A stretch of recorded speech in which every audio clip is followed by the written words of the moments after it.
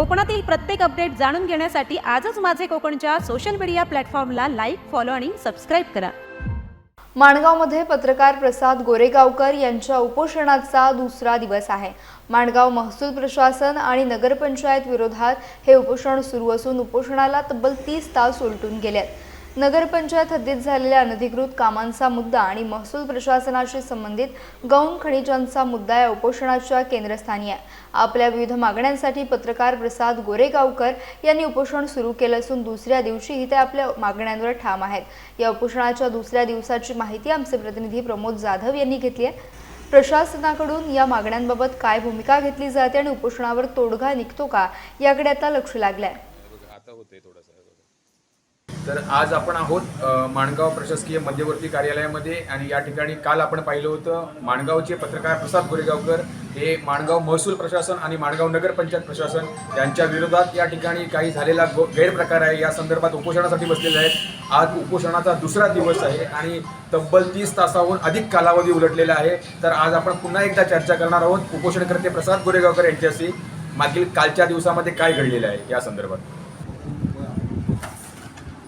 प्रसादजी, तर एकंदरीत आपण या उपोषणामध्ये मांडलेले मुद्दे आहेत त्यामध्ये महसूल प्रशासनाचा गौण खनिज मुद्दा असेल, त्याच्यामध्ये नक्की आपण कोणकोणती नावं डिक्लेअर करू शकता याबाबत सांगा।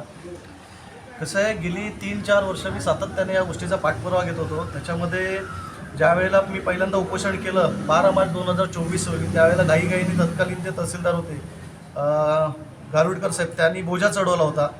बोजा चढवल्यानंतर वसुली करण्यात येते, मात्र वसुली करण्यात आलेली नाही। जे काय आहे त्याच्यामध्ये तुमच्या समोर आहे राजाभाऊ रणपिसे, सगळ्यात मोठा विषय आहे। राजाभाऊ रणपिसे यांना बोजा चढवलेला आहे, जवळपास 2,83,00,000चा बोजा चढवलेला आहे। त्यांना जवळपास 4 नोटिसा काढलेल्या आहेत सुनावणीसाठी, मात्र सुनावणीला ते हजर झालेले नाही आहेत आणि असं असताना त्यांच्यावरती वसुली करण्यात आलेली नाही। हा लढा काही माझा वैयक्तिक नाही आहे, महसूल कुठेतरी गोळा व्हायला पाहिजे, प्रशासकीय याच्यामध्ये महसूल तिजोरी जमा झाला पाहिजे, हा मेन उद्देश आहे। त्याच्यानंतर सिमरन मोटर्स म्हणून आहे साल्याचं, त्यांना पण 94 लाखाचं जवळपास आहे। त्याच्यानंतर उसरगरचे भोरावकर आहेत, डावरे आहेत, वहाब डावरे म्हणून आहेत, त्याच्यानंतर सीताराम शिर्के म्हणून आहेत, असे अनेक जण आहेत यांच्यावरती बोजा चढवला गेलेला आहे, परंतु वसुली झालेली नाही आहे। मुख्यत्वे करून प्रशासनाने ह्या गोष्टीकडे लक्ष देऊन गांभीर्य लक्षात घेऊन प्रशासनाचा जो महसूल आहे तो गोळा होण्यासाठी प्रयत्न करायला पाहिजेत, पण असं कुठेही झालेलं नाही। याचं कारण दुसरं असंही आहे की महसूल प्रशासनाला एक उद्दिष्ट दिलं जातं, गौण खनिज उद्दिष्ट। गेल्या 3 वर्षामध्ये माणगाव तहसील कार्यालय ते गौण खनिज उद्दिष्ट हे साध्य करण्यात अपयशी ठरलेलं आहे। जवळपास 67% कमी त्यांनी जो आहे तो महसूल गोळा केलेला आहे, म्हणजे फक्त 33%च गोळा करण्यात त्यांना यश मिळालेलं आहे। असं असताना जर माझ्यासारख्या पत्रकारांनी प्रश्न विचारले तर प्रश्नाची उत्तरं न देताना महसूल अधिकारी, मग तहसीलदार असतील, प्रांत असतील किंवा कलेक्टर असतील, या सगळ्यांनी मला ब्लॉक करून ठेवलं होतं।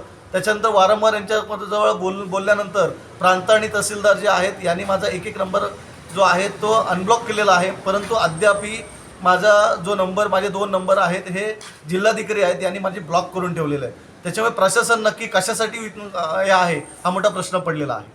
तर आपण भेटलो माणगाव प्रशासकीय मध्यवर्ती कार्यालयाच्या प्रवेशद्वारामध्ये उपोषणकर्ते पत्रकार प्रसाद गोरेगावकर यांना त्यांनी एकंदरीत गौण खनिज मुद्दा असेल आणि माणगाव नगरपंचायत प्रशासन असेल त्या बाबतीत उपोषणासाठी जे मुद्दे उपस्थित केलेले आहेत त्याबाबत आपल्याला खुलासा केलेला आहे आणि आज जवळपास 30 तासांच्या वरील तास उलटून गेलेले आहेत आणि त्यांना कोणकोणत्या अधिकाऱ्याने या संदर्भात उपोषणासंदर्भात भेट दिलेली आहे हे देखील प्रसाद गोरेगावकर यांनी सांगितलेले आहे। माझ्या कोकण न्यूजसाठी वैभव सत्वेसह प्रमोद जाधव, माणगाव।